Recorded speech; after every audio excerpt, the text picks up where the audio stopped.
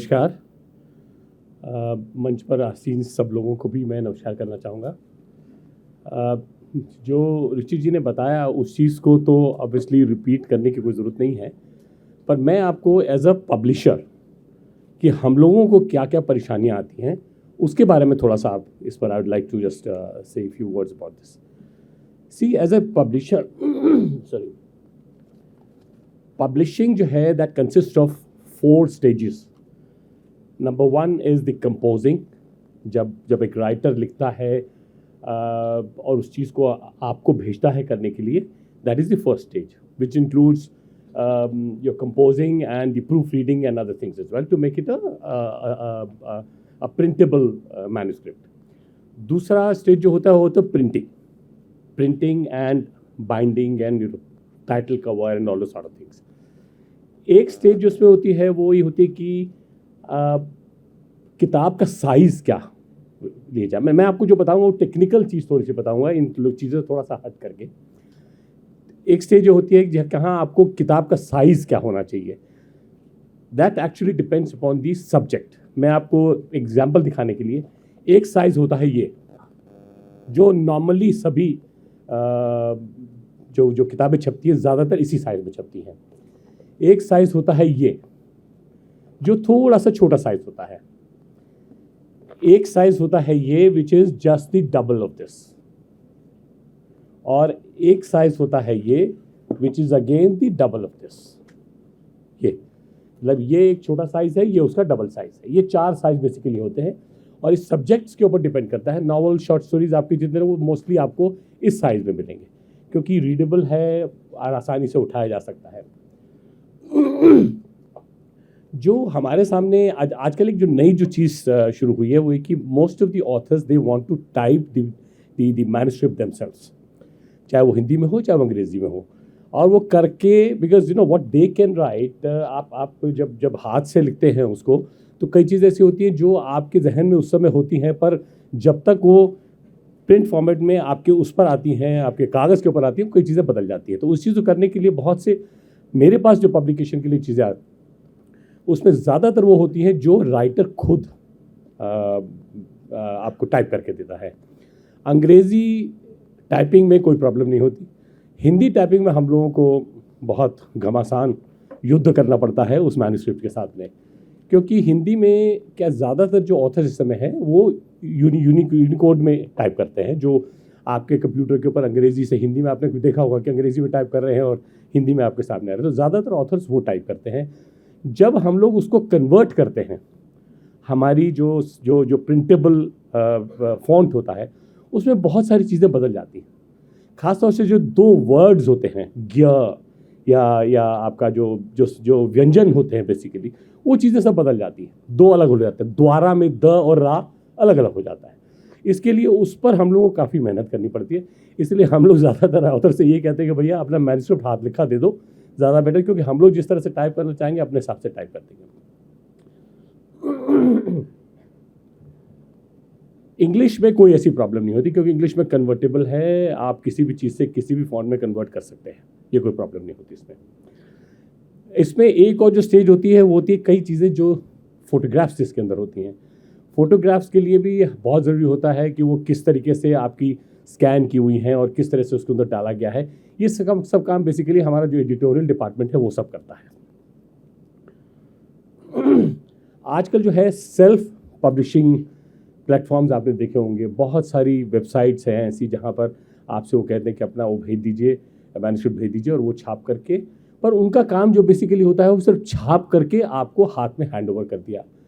जैसे रुचि जी ने कहा कि when till the time it reaches the broader audience, उसका कोई जो एक सेटिस्फैक्शन ऑथर के लिए होता है और कुछ हद तक कमर्शियल एस्पेक्ट देखें तो पब्लिशर के लिए भी होता है कि when it reaches the larger audience, तभी उस चीज़ का कुछ उन लोगों को पता लगता है कि राइटर भी अपनी तरफ से इस होता है कि मैंने चीज़ जो लिखी है बहुत लोगों ने पढ़ी है, उसके ऊपर कमेंट किसी ने दिया है, किसी ने ख़राब दिया, किसी ने सही दिया, पर all this things are part of the thing.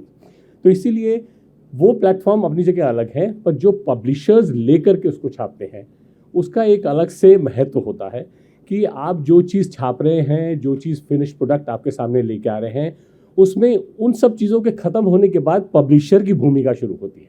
Now it becomes the responsibility of the publisher to just see कि कहाँ कैसे किस तरीके से उसको आप किताब को आगे प्रमोट करके और आगे बेच सकते हैं। ये तो एक बेसिकली चीज़ें छापने के बाद में उसकी प्रिंटिंग और सब करने के बाद में सब आपके सामने आती है और फिर उसको ऑथर को दे करके और फिर आगे हम लोग करने की बातें करते हैं। ये तो रहा जो समस्याएं हमारे पास जो थोड़ी बहुत आती हैं पब्लिशिंग में। अब मैं आपके सामने थोड़ा सा ये करना चाहूँगा जो समस्याएं हमारे सामने आती हैं ट्रांसलेशन के लिए। ट्रांसलेशन जैसे बोला गया कि आत्मा जब तक नहीं समझेगा, जब पूरी चीज़ की जो ट्रांसलेटर है जब तक पूरी उसकी भावना पूरा नहीं समझेगा तब तक वो ट्रांसलेशन का कोई फ़ायदा नहीं है। मैं आपको छोटा सा ट्रांसलेशन का एक बताऊं साथ में। आजकल गूगल का ट्रांसलेशन का भी बहुत है, पर गूगल में क्या है कि कुछ चीज़ें तो ट्रांसलेट बहुत अच्छी हो जाती हैं, पर कई चीज़ें ऐसी होती हैं जिनको आपको दोबारा से सोच करके ट्रांसलेट करना पड़ता है।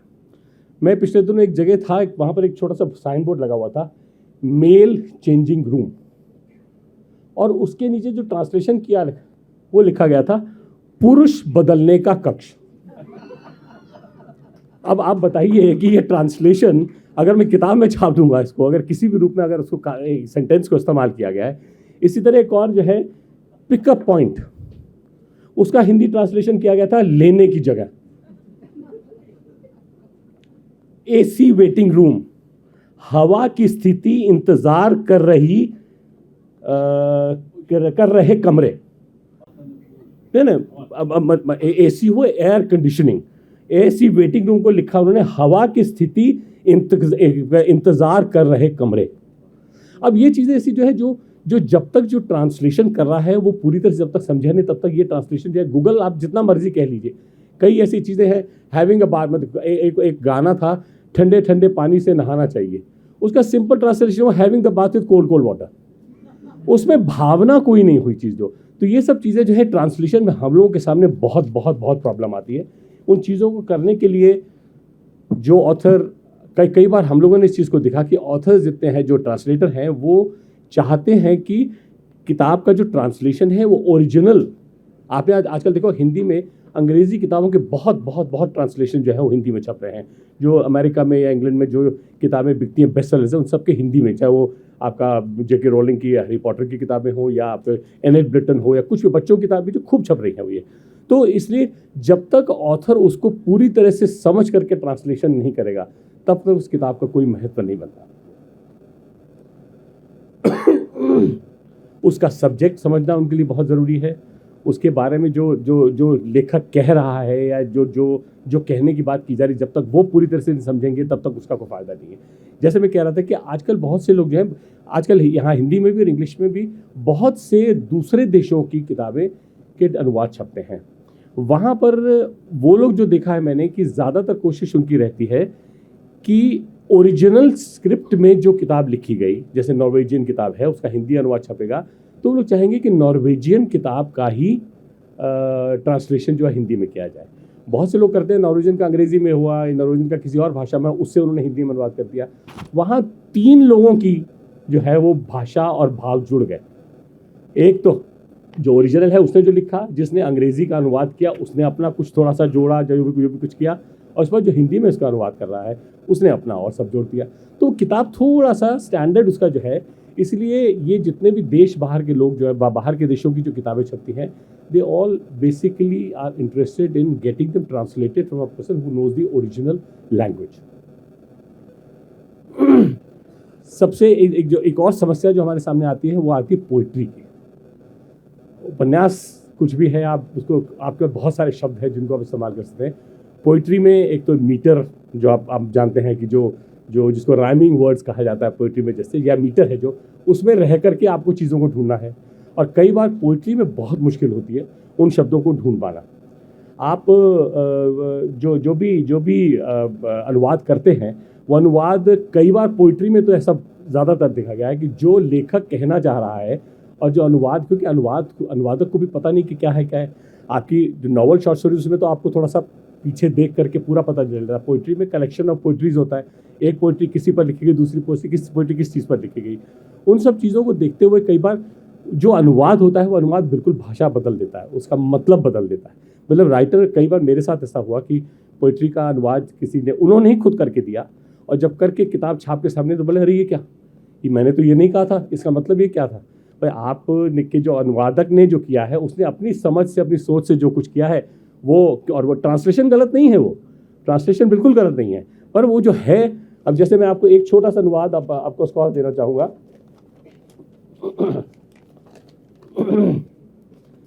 इसमें जैसे एक उसमें था, अंग्रेजी में था।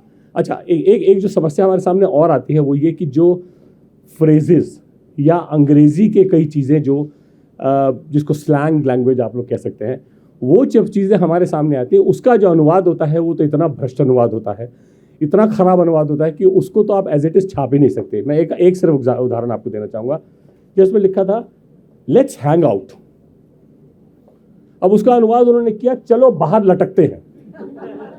मतलब उसने तो चाहे वो गूगल ने किया हो या देखा नहीं किया हो, जब तक उसको पूरी चीज़ समझ में नहीं है वो सब चीज़ें तो कर नहीं सकता।